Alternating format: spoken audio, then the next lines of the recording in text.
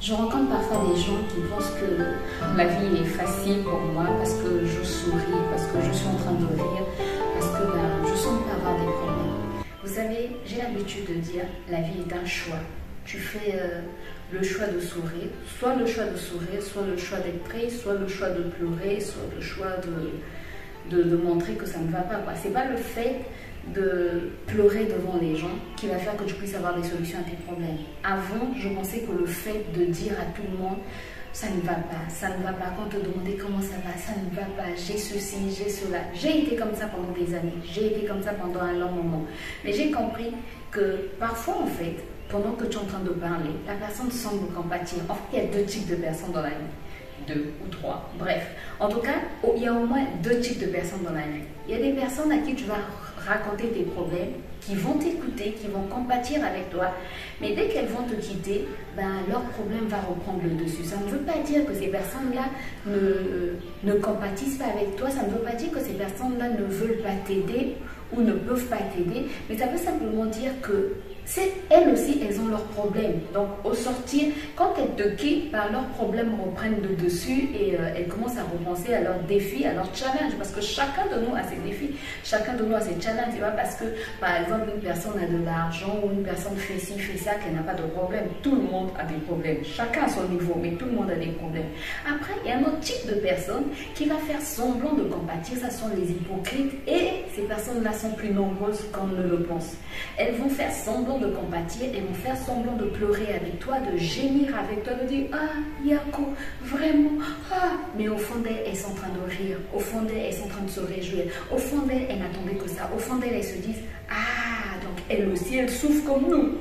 Bravo, je ne suis pas seule. Tu sais, il y a des gens qui n'aiment pas être seuls dans leur souffrance. Il y a des gens qui veulent être avec d'autres personnes en train de souffrir. Qui, quand ils voient d'autres personnes en train de réussir leur vie, en train de prospérer, en train d'aller de l'avant, elles sont jalouses, elles sont aigries. Donc, quand elles entendent que toi aussi tu souffres, que toi aussi tu pleures, au fond d'elles, elles sont contentes. Donc, devant toi, elles font semblant de pleurer avec toi, de compatir, de dire ça va aller, ça va aller. Mais dès qu'elles vont te quitter là, elles vont se réjouir correctement.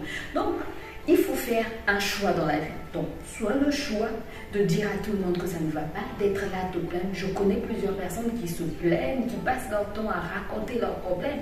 Et c'est pas ce qui va faire en fait que tes problèmes puissent être résolus.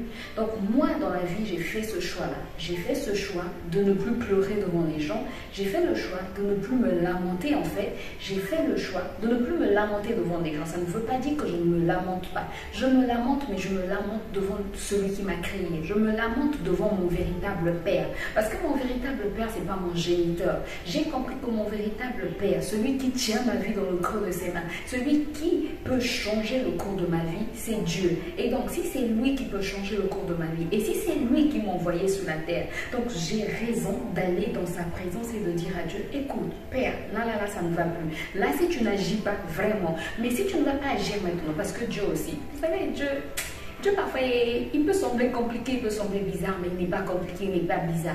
Il suffit d'apprendre à le connaître. On ne va pas le connaître à 100%, mais il faut apprendre à le connaître en partie. Donc, avec Dieu aussi, je dis à Dieu, même si tu ne vas pas agir maintenant, mais accorde la paix à mon cœur. Donne-moi la paix pour me permettre de patienter jusqu'à ce que tu agisses. Donne-moi la paix pour me permettre d'être persévérante dans la prière. Donne-moi la paix pour ne plus m'inquiéter pour ce sujet-là. Donc, au lieu de me plaindre, je ne vais plus me plaindre devant les gens. Je ne vais plus me plaindre, je ne vais plus pleurer devant les gens, mais je vais aller dire à Dieu, Seigneur, tu sais que mon cœur souffre. J'ai appris à être vrai avec Dieu. Tu sais, ce qui nous manque le plus souvent, c'est qu'on n'est pas vrai.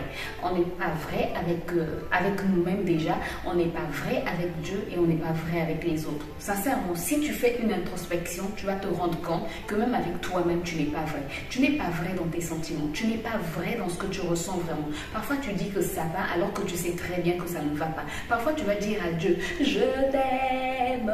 Mais tu sais au fond de ton cœur que tu n'aimes pas Dieu. Parfois, tu vas dire à Dieu, j'aime mon prochain, mais tu sais qu'au fond de ton cœur, tu ne l'aimes pas.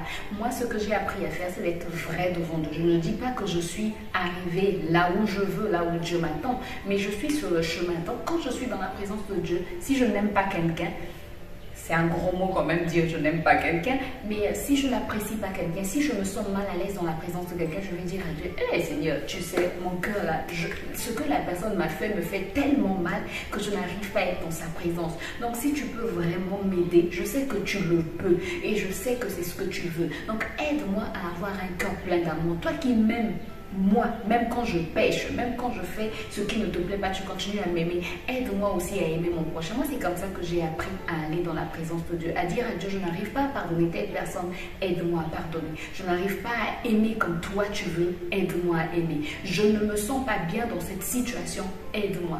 Apporte-moi, accorde-moi la paix nécessaire parce que c'est cette paix-là qui va m'aider à persévérer, cette paix qui va m'aider à continuer le chemin. Parce que je peux te dire que les défis sont nombreux. On a vraiment tous ces défis, comme je l'ai dit tantôt. On a tous des défis, on a tous des challenges. Mais ces défis, en fait, varient selon le niveau de notre vie. Le niveau de notre vie. Est-ce que c'est vraiment ça la phrase que je voulais dire? Non, je pense pas. Oui, parfois, en fait, une phrase résonne dans ta tête et tu te dis, est-ce que c'est vraiment ce que tu voulais dire? Bon, je m'égare un peu. Mais non, c'était vraiment pour te dire que tout le monde a des challenges, tout le monde a des problèmes. Moi, ma vérité, moi, mon secret c'est que j'ai appris et je continue à apprendre à ne plus penser que c'est l'homme qui détient la solution à mes problèmes. J'étais en train de discuter avec quelqu'un il y a quelque temps, je disais à la personne, si je t'aide, ne pense pas que c'est parce que je veux t'aider. Je t'aide parce que Dieu a touché mon cœur. Certainement que tu as eu à faire une prière et Dieu a exaucé ta prière en touchant mon cœur. Donc, j'apprends en fait, au fur et à mesure que j'avance avec Dieu, au fur et à mesure que j'avance dans la vie, et ce sont les expériences de la vie qui me le font comprendre. Voilà pourquoi les difficultés sont très importantes, les épreuves dans la vie sont très importantes, parce qu'au fur et à mesure que tu évolues, tu apprends, tu tires des leçons de tes expériences, tu tires des leçons de tes difficultés. Et j'apprends avec Dieu que quand quelqu'un te fait du bien, c'est pas parce que cette personne a voulu te faire du bien, mais c'est parce que en fait Dieu a touché le cœur de la personne. Donc j'apprends à dire à Dieu, là ça ne va pas, là j'ai besoin de toi, là vraiment j'ai très mal, mais Seigneur aide-moi. Voilà pourquoi quand je sors à l'extérieur, j'ai un sourire sur mon visage. Je n'ai pas un sourire parce que je n'ai pas de problème, mais j'ai un sourire parce que je sais que toi qui me vois dans la rue, que toi que je rencontre, tu n'as pas le pouvoir de changer ma vie si Dieu ne touche ton cœur, mais que en fait, comment t'expliquer ça? J'ai un sourire parce que j'ai été dans la présence de Dieu. Je lui ai déposé mon fardeau. J'ai dit à Dieu, voici mon fardeau, prends-le. Et ensuite, je continue mon chemin. C'est comme un exemple que je donnais dans... Je ne sais pas si j'avais donné cet exemple dans l'un de mes posts. Je me rappelle plus trop, je fais tellement de posts.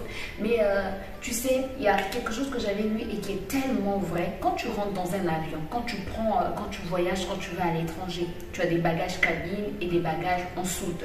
Mais tes bagages, ceux qui vont en soute, ils ne vont pas avec toi en cabine. Mais quand tu rentres dans l'avion avec par exemple ta valisette ou ton gros sac, tu vas mettre ton sac, ta valisette quelque part. Tu places ton bagage et tu t'assois. Tu ne prends pas ton bagage, tu le mets sur la tête et l'avion est en train de voler et toi tu as ton bagage sur la tête. Non, non, non, sinon pourquoi prendre un avion si tu as ton bagage sur la tête, ou encore pourquoi prendre un bus si tu as ton bagage sur la tête. Quand tu rentres dans ton moyen de transport, tu déposes ton bagage et tu continues le chemin. Et c'est la même chose avec Dieu.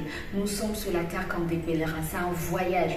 Donc quand tu rentres dans ce voyage-là, quand tu rentres en Christ, tu prends tes bagages, tu prends tes fardeaux, tu les déposes aux pieds de Jésus. Et tu continues ton chemin. Lui-même prendra soin de toi. Lui qui t'a créé, lui qui t'a envoyé sur la terre, lui qui connaît tes défis, parce qu'il connaît chacun de tes défis, il connaît chacun de tes challenges, il connaît tous tes problèmes. Ne pense pas qu'il ignore ce que tu es en train de vivre. Il sait tout ce que tu es en train de vivre. Donc quand tu t'approches de lui, quand tu vas dans la présence de Dieu, tu déposes ton fardeau, tu dis Seigneur, là, je n'arrive plus. Seigneur, le célibat me fait souffrir si tu veux te marier. Seigneur, je veux des enfants. Seigneur, je veux un travail. Seigneur, je veux que ma situation financière s'améliore. Tu déposes tes fardeaux, mais ensuite, ne prends pas, quand tu sors de la présence de Dieu, ne reprends pas tes bagages, tu mets encore sur la tête et tu continues le chemin. Non, non, non, tu as déposé au pied de Jésus. Alors sors de la présence de Dieu avec la paix que Dieu donne, la paix qui surpasse toute intelligence. C'est cette paix-là maintenant qui va te guider, qui va te diriger, qui va t'aider à attendre patiemment, à persévérer. Parce que parfois Dieu répond instantanément, mais parfois ça prend du temps. Et quand ça prend du temps, pour persévérer, pour patienter, tu as besoin de la paix de Dieu. Donc, sache que mon sourire ne veut pas dire que je n'ai pas de problème. Ma joie de vivre ne veut pas dire que je n'ai pas de problème. Mais ma joie de vivre dépend de celui qui m'a créé. Mon sourire dépend de celui qui m'a créé, celui qui m'a envoyé sur la terre. Celui qui m'a dit, ne t'inquiète pas, crois en moi, crois en Dieu. Oui, mon sourire dépend de celui qui m'a dit, c'est pas la peine de t'inquiéter. Je sais de quoi tu as besoin. Avant même que tu n'ouvres ta bouche, je sais de quoi tu as besoin. Celui-là qui m'a créé sait de quoi j'ai besoin. Celui-là qui m'a créé, c'est un véritable père, un père responsable. C'est celui-là qui t'a créé. Aie confiance en Dieu. Aie confiance en celui qui t'a créé. Aie confiance en celui qui t'a envoyé sur la terre. Aie confiance en celui qui a dit que j'ai pour toi des projets de paix et non de malheur. Tu sais, il a dit, j'ai pour toi des projets de paix et non de malheur. Ce qui veut dire que le contraire de malheur, c'est la paix. Et donc, quand tu vas dans la présence de Dieu, c'est pour qu'il remplisse ton cœur de paix. Parce qu'il a pour toi des projets de paix, pour que tu aies un avenir et de l'espérance. Il ne t'a pas créé pour passer ta vie à t'inquiéter. J'ai lu un commentaire qui m'a beaucoup bouleversée. Sincèrement, ça m'a fait mal parce que la personne disait et si une personne est en train de souffrir, je ne sais plus de quoi je parlais dans le post, mais le commentaire disait quelque chose du genre